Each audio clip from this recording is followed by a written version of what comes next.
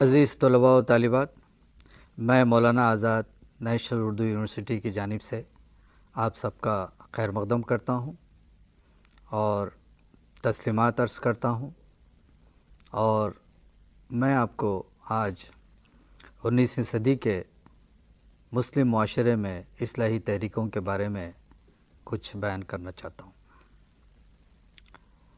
آپ اچھی طرح جانتے ہیں کہ ہندوستان بر صغیر میں مسلمانوں کی آمد کے بعد سے مختلف قسم کے سلسلوں کا یہاں پر ہمیں وجود ملتا ہے، اور مسلم معاشرے میں وقع سے اصلاحی تحریکیں 19ویں صدی میں ابھرتی رہیں۔ ان تحریکوں کا بنیادی مقصد یہ تھا کہ مسلم معاشرے میں جو وقت کے ساتھ ساتھ غیر اسلامی رسومات، بدعتیں اور بہت سی ایسی چیزیں جو اسلام کے بنیادی شعائر کے مغائر ہیں وہ داخل ہو چکی تھیں، اور ان کی اصلاح تھی۔ ان تحریکوں کا مقصد مسلم معاشرے کی مذہبی، سماجی، تعلیمی اصلاح تھی۔ اس سلسلے میں ہم آگے بڑھیں گے اور دیکھیں گے کہ کس طرح سے اصلاحی تحریکیں مسلم معاشرے میں کام کرتی رہیں۔ سب سے پہلے ہمیں وہابی تحریک دکھائی دیتی ہے۔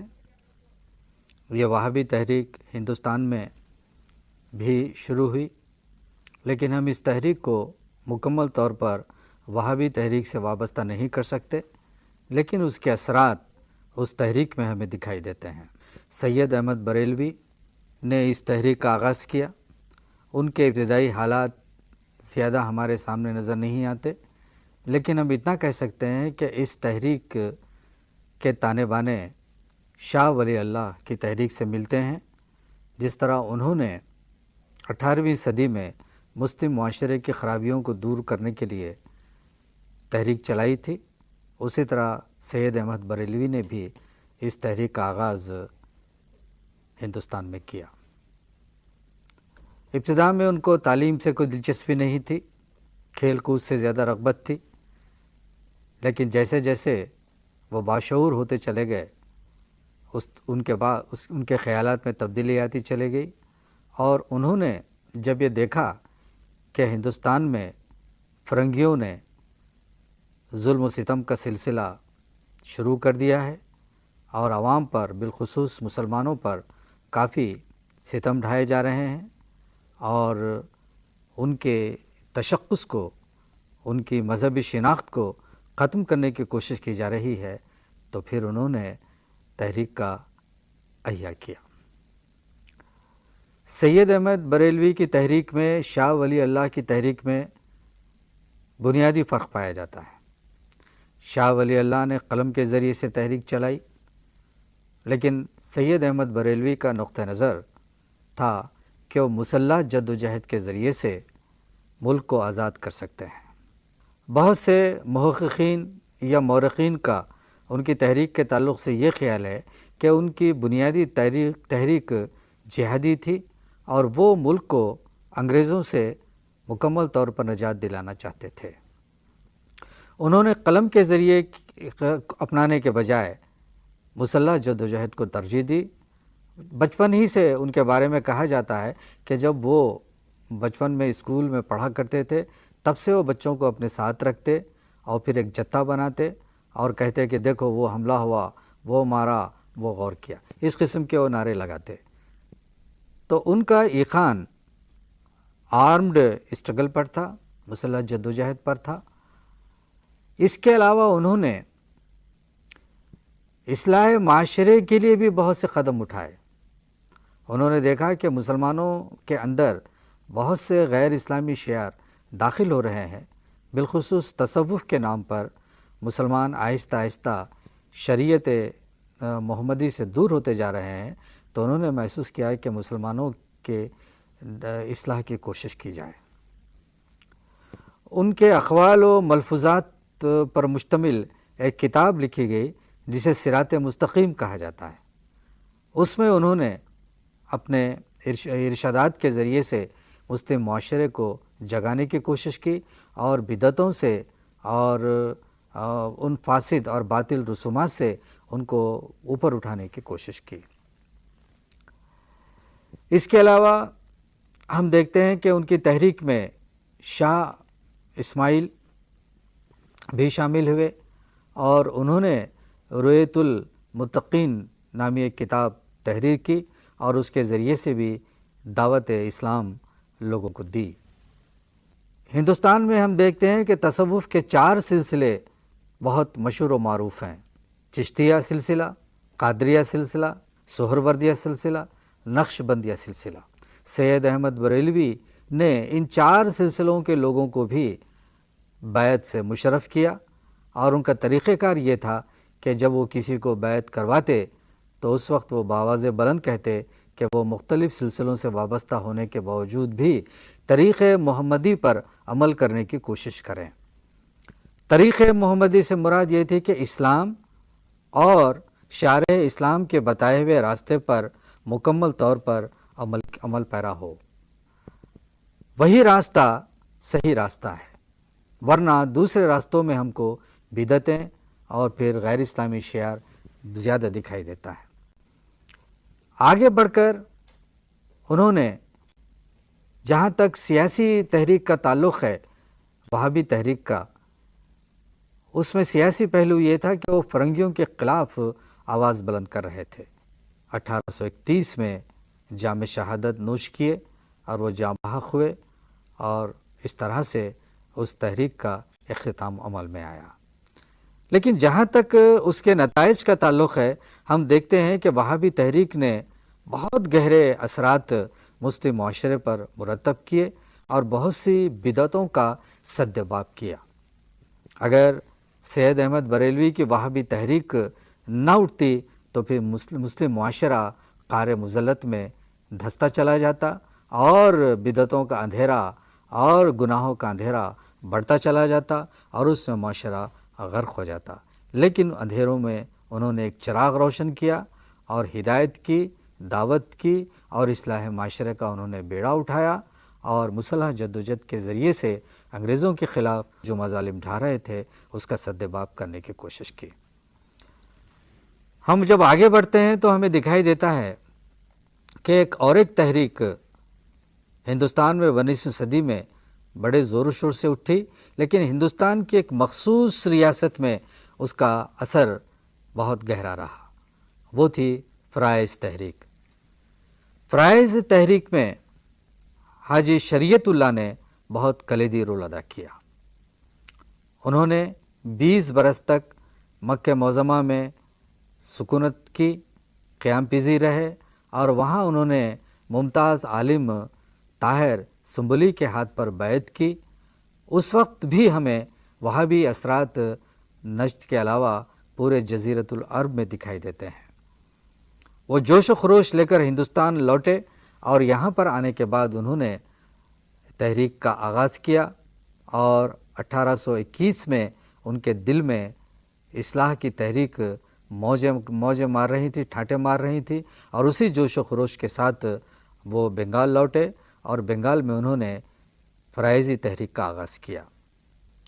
بنگال کی ریاست کے بارے میں ہم دیکھتے ہیں کہ اس کا ایک مخصوص سماجی ڈھانچہ رہا ہے۔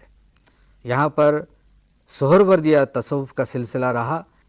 حاجی شریعت اللہ نے محسوس کیا کہ بنگال کا معاشرہ اسلام کے راستے سے بالکل ہٹ چکا ہے، اس میں بہت سی خرافات داخل ہو چکی ہیں، بہت سے ایسی روایتیں آ چکی ہیں جو غیر اسلامی ہیں۔ بنگال کے مسلمانوں کا یہ عالم ہو چکا تھا کہ وہ درگا دیوی، کالی دیوی، دیوالی، دسہرہ، ہولی اس قسم کے بھی تہوار منانے لگے اور شراب نوشی تو عام ہو گئی۔ اس کے علاوہ اور ایک جو خرابی مسلم معاشرے میں پیدا ہوئی وہ یہ تھی انٹچبلٹی کی، یعنی چھوت چھات کی لعنت بھی مسلم معاشرے میں ابھر کر آ چکی تھی۔ بنگال کا جو متمول مسلم طبقہ تھا وہ بچھڑے ہوئے مسلم طبقے سے بہت دور رہتا تھا، ان کے ساتھ چھوا چھوی کا برتاؤ کرتا تھا، ان کے ساتھ کسی قسم کی بھی اس کے سماج کوئی معاشرتی تعلقات نہیں ہوتے تھے، بلکہ ان کو بہت ہی اچھوت سمجھا جاتا تھا۔ بنگال 19ویں صدی میں ہندو زمینداروں کے شکنجے میں پھنس چکا تھا۔ وہ مسلمانوں پر بہت زیادہ ٹیکسوں کا بوجھ ڈال رہے تھے، اور اس کے علاوہ انگریز عہدیدار بھی ان پر مظالم کے سلسلے کو جاری رکھے تھے۔ ایسی صورتحال میں حاجی شریعت اللہ نے محسوس کیا کہ اس وقت مسلم معاشرے کو سدھارنے کی ضرورت ہے۔ انہوں نے اس کے ماننے والوں نے خاص طور پہ یہ اعلان کیا کہ جو لوگ 5 وقتہ نماز ادا نہیں کرتے ان کی نماز جنازہ بھی نہیں پڑھی جائے گی۔ انہوں نے فرائض پر زور دیا، اسلام کے جو فرائض ہیں اس کو ہر مسلمان انجام دے، لہٰذا انہوں نے یہ پابند کیا اس تحریک کے وابستہ لوگوں کو کہ وہ 5 وقتہ نماز ادا کریں اور شرک سے بدعت سے کوسوں دور رہیں۔ لیکن انہوں نے تلوار اور تشدد کے راستے کو نہیں اپنایا، بلکہ تحریک کے ذریعے سے، قلم کے ذریعے سے تبدیلیاں لانے کی کوشش کی۔ اور ایک بات جو فرائض تحریک میں ہمیں دکھائی دیتی ہے وہ یہ ہے کہ جمعے کی نماز اور عیدوں کی نماز بھی انہوں نے ادا نہ کرنے کا عہد کیا۔ ان کا یہ خیال تھا کہ دارالحرب میں یہ 2 نمازیں ادا نہیں کی جا سکتی، یہ اسی وقت ادا کی جا سکتی ہیں جب دارالحرب کو دارالاسلام میں تبدیل کیا جائے، یہاں کے حالات کو موافق بنایا جائے اور اسلامی معاشرے سے تمام گندگیوں کو دور کیا جائے، پاک و صاف کیا جائے، اس کی تطہیر کی جائے، تب کہیں جا کر یہاں پہ جمعے کی نماز اور عیدین کی نماز ادا کی جا سکتی ہے۔ حاجی شریعت اللہ کی تحریک کا اثر بنگال میں دکھائی دیتا ہے۔ بنگال ایک زمانے میں بہت ہی خوشحال ریاست تھی، لیکن آہستہ آہستہ اس کی خوشحالی داستان قصہ پاری نہ بن گئی، ایک پرانی داستان بن کے رہ گئی۔ معاشی بدحالی بہت بڑھ گئی۔ اسی واسطے فرائضی تحریک جہاں مذہبی پہلو لیے ہوئے ہے، وہاں اس کا معاشی پہلو بھی رہا، اور طبقاتی جدوجہد کی تحریک بھی بن گئی۔ وہ طبقاتی اونچ نیچ کو ختم کرنے کی کوشش کرتی رہی، مساوات سماج میں قائم کرنے کی کوشش کرتی رہی، لہٰذا اس کی شکلیں بدل گئیں، اور بدحال مسلمانوں کو خوشحالی سے ہمکنار کرنے کے لیے انہوں نے بہت سے اقدامات کیے۔ انہوں نے صاف طور پہ اعلان کیا کہ وہ ظالم زمینداروں کو ٹیکس ادا کرنا بند کر دیں، فرنگی عمالوں کو بھی ٹیکس نہ دیں، مال گزاری ادا نہ کریں، محصول بند کر دیا جائے۔ اور یہ بہت بڑی تبدیلی آئی، اور اس سے وہ مسلم خواتین، نادار اور مفلس خواتین جو زمینداروں کے گھروں میں کام کاج کیا کرتی تھیں، ان کو بھی کام کاج کرنے سے منع کر دیا گیا، اور کہا گیا کہ وہ ظالموں کے گھروں میں جا کر کام کاج نہ کریں۔ اس طرح سے ہم دیکھتے ہیں کہ معاشی سطح پر بھی خوشحالی لانے کے لیے، مساوات کے لیے فرائضی تحریک نے بہت اہم رول ادا کیا۔ آگے بڑھ کر ہم دیکھتے ہیں کہ جب حاجی شریعت اللہ کا 1840 میں انتقال ہو جاتا ہے تو پھر ان کے جانشین، ان کے صاحبزادے دودھ میاں بنتے ہیں، وہ بھی اس تحریک کو آگے بڑھاتے ہیں۔ مشرقی بنگال میں اس تحریک نے بہت اہم رول ادا کیا۔ حاجی شریعت اللہ فرید پور کے رہنے والے تھے، اور انہوں نے فرید پور سے لے کر مشرقی بنگال کی بہت سے صوبوں میں اس تحریک کے نیٹ ورک کو پھیلا دیا۔ پھر اس کے بعد ان کے صاحبزادے دودھ میاں نے پورے صوبے کو اکائیوں میں تقسیم کیا، انہوں نے ایک گاؤں کو ایک یونٹ بنا دیا گیا، اور اس یونٹ پر ایک خلیفہ کا تقرر کیا گیا، اور اس خلیفہ کے ذمے مسجدوں کے اماموں کی تقرری، مسلمانوں کے شرعی مسائل کی یکسوئی، ظلم و ستم سے ان کا تدارک، اور ان کے اندر صحیح اسلامی اسپرٹ، صحیح اسلامی جذبے کو پیدا کرنے کی ذمہ داریاں عطا کی گئیں۔ اور پھر ہر فرائض تحریک کے رکن کو یہ کہا گیا کہ وہ اپنی آمدنی کا 10واں حصہ تحریک کے لیے دے۔ چنانچہ بہت سے لوگ وہ عطیہ دینے لگے، اور اس طرح سے خلافت کے نظام کو انہوں نے دیہاتی سطح پر قائم کیا، اور اس کے ذریعے سے مسلم معاشرے کو ایک صالح معاشرہ، ایک پاکیزہ معاشرہ بنانے کی کوشش کی۔ یہ بہت بڑا ان کا کام ہم سرزمین بنگال پر دیکھتے ہیں۔ اس کے بعد دودھ میاں کے ماننے والے پیروکار فرنگی نظم و نسق سے ٹکرانے لگے، جس کی وجہ سے پولیس نے بہت سے ماننے والوں کو گرفتار کیا، ان پر جرمانے عائد کیے، ان پر مقدمات درج کیے گئے، خود دودھ میاں پہ مقدمہ درج کیا گیا۔ جب کوئی ثبوت فراہم نہیں ہوا تو انہیں رہا کر دیا گیا، البتہ 200 روپے جرمانہ ان کو بھی ادا کرنا پڑا۔ اس طرح سے یہ راست ٹکراؤ فرنگی نظم و نسق سے، فرنگی عمال سے اور حکومت وقت سے فرائضی تحریک کے کارکنوں کا ہونے لگا۔ اس کے باوجود بھی وہ گھبرا کر یا اپنی ہمت ہار کر یا پشمردہ ہو کر انہوں نے تحریک کے دامن کو ہاتھ سے نہیں چھوڑا، بلکہ اس تحریک کو جاری و ساری رکھا، تحریک کو چلاتے ہی رہے، اور اس طرح سے انہوں نے بنگال میں ایک اہم مذہبی، سیاسی اور سماجی، معاشی کام انجام دیا۔ آگے بڑھ کر ہم دیکھتے ہیں تو ہمیں ایک تحریک 19ویں صدی میں مسلم معاشرے میں دکھائی دیتی ہے، وہ دارالعلوم دیوبند کی تحریک ہمیں دکھائی دیتی ہے۔ اس کو مولانا قاسم نانوتوی اور مولانا رشید احمد گنگوہی نے قائم کیا، یہ 1866 میں شروع ہوئی، اور خصوصاً سہارنپور میں یہ سمجھے کہ چلی۔ دیوبند سہارنپور ہی کے ضلع کا ایک مقام ہے، وہاں اس کو قائم کیا گیا۔ اس کا سب سے عظیم کارنامہ یہ رہا کہ اس کی حیثیت ایک اسلامی مرکز کی بن گئی، اور اس کے بہت سی شاخیں ملک کے مختلف حصوں میں قائم کی گئیں۔ اس کے علاوہ دیوبند کا سب سے عظیم کارنامہ یہ رہا کہ اس نے ایک دارالفتویٰ بھی قائم کیا، اس کے ذریعے سے قاضی فتوے جاری کرنے لگے، مختلف شرعی مسائل پر انہوں نے فتوے دیے اور مسلمانوں کی رہنمائی کی، اور وہاں سے فارغ التحصیل طلباء ملک کے مختلف حصوں میں پہنچ کر انہوں نے رہنما کے فرائض انجام دیے، مسجدوں کی امامت کی، اور مسلم معاشرے کی انہوں نے رہبری فرمائی۔ دیوبند کی تحریک بھی بہت ہی 19ویں صدی کی ایک اہم تحریک ہے۔ دیوبند ایک مرکزی مذہبی ادارہ ہے۔ اس سے جب ہم آگے بڑھتے ہیں تو 19ویں صدی کی ایک بہت بڑی تحریک ہمیں دکھائی دیتی ہے، وہ علی گڑھ تحریک ہے۔ اس کے بانی سر سید احمد خاں ہیں۔ سید احمد کے والد سید متقی تھے، اور سید متقی شاہ غلام علی کے مرید تھے، اور انہوں نے ہی شاہ غلام علی ہی نے بچے کا نام سید احمد رکھا اور اس کی بسم اللہ خوانی کی۔ سید احمد بعد میں چل کر سر سید بنے۔ 1832 میں سر سید احمد کی ایک بڑی تصنیف ہمارے سامنے آتی ہے، جسے ہم آثار الصنادید کے نام سے یاد کرتے ہیں۔ یہ دلی کی تاریخی عمارتوں کا اس میں احاطہ کیا گیا تھا، اور انہوں نے کافی تفصیل کے ساتھ ان تمام عمارتوں پر بحث کی جو دلی میں واقع تھیں۔ اس کے علاوہ سر سید نے تاریخ فیروز شاہی، آئین اکبری کو بھی لکھا، اور مسلمانوں کے عظیم کارناموں کو انہوں نے دنیا کے سامنے پیش کیا۔ سر سید نے 1857 کی تباہیوں کو اپنی آنکھوں سے دیکھا۔ وہ بجنور میں تحصیلدار کی حیثیت سے کام کر رہے تھے، اور اس زمانے میں انہوں نے غدر کے زمانے میں انگریزوں کی جانیں بچائیں، ان کو تحفظ دیا، ان کا پروٹیکشن کیا، جس کے صلے میں غدر کے بعد انگریزی حکام نے انہیں زمین بھی دینے کی کوشش کی، لیکن سر سید نے انکار کر دیا کہ وہ اپنے ابنائے وطن کی تباہی و بربادی کے صلے میں انگریزوں سے کسی قسم کی زمین اور کوئی معاوضہ لینا نہیں چاہتے۔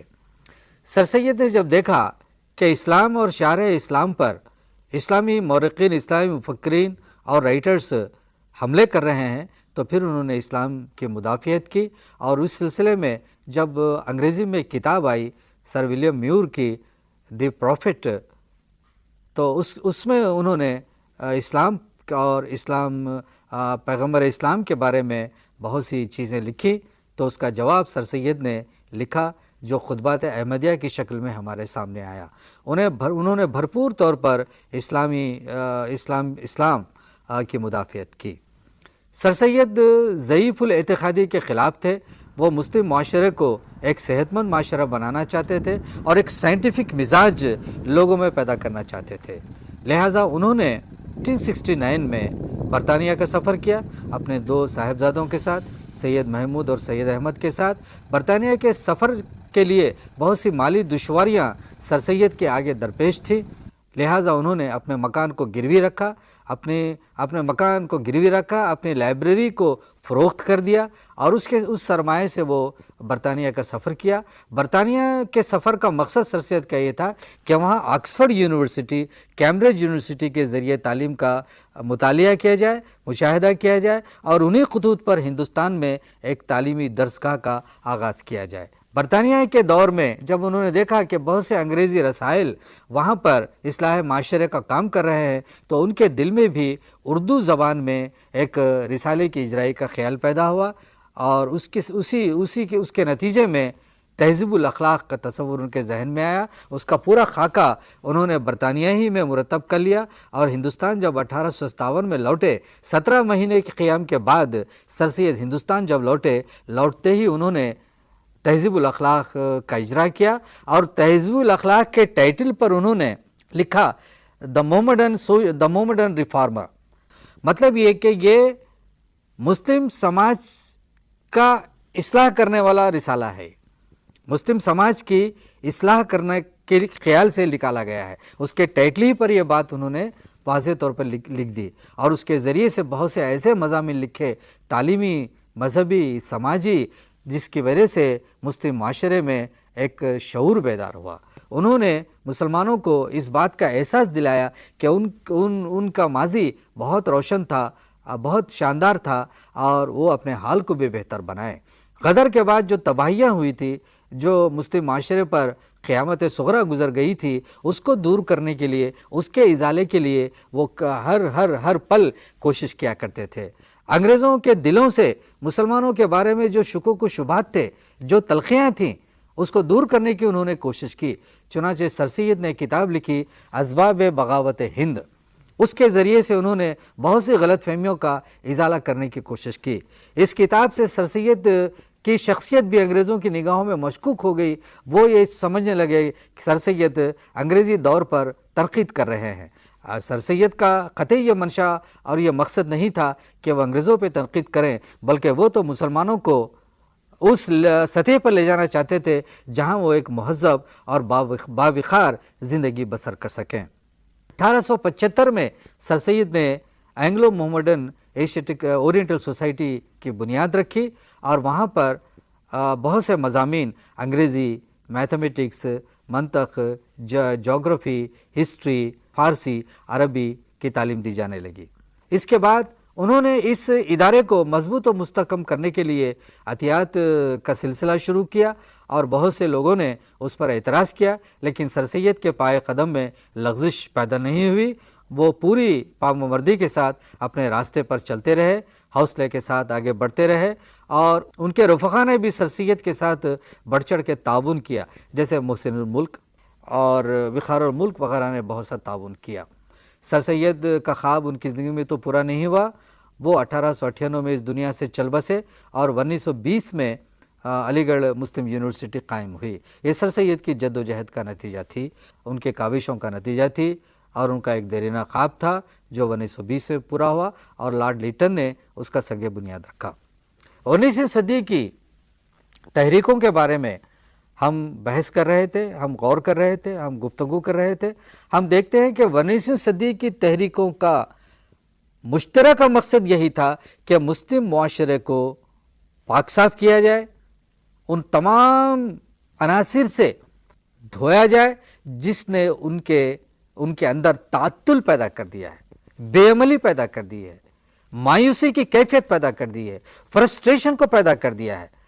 یہ تمام تحریکوں کا بنیادی مقصد یہی تھا کہ مسلم معاشرے کو فرسٹریشن سے باہر لایا جائے، ان کو بھی ابنائے وطن کی صف میں لا کر ٹھہرایا جائے، ان کے اندر سائنٹیفک مزاج پیدا کیا جائے، اور مسلم معاشرے کے اندر سے ایسی رسومات، ایسی خرافات، جو ایسے ملحدانہ روایتیں جو آ چکی تھی، ان کو ختم کیا جائے، اور پھر ان کی تطہیر کی جائے، اور مسلم معاشرے کو خالص اسلامی معاشرہ بنایا جائے۔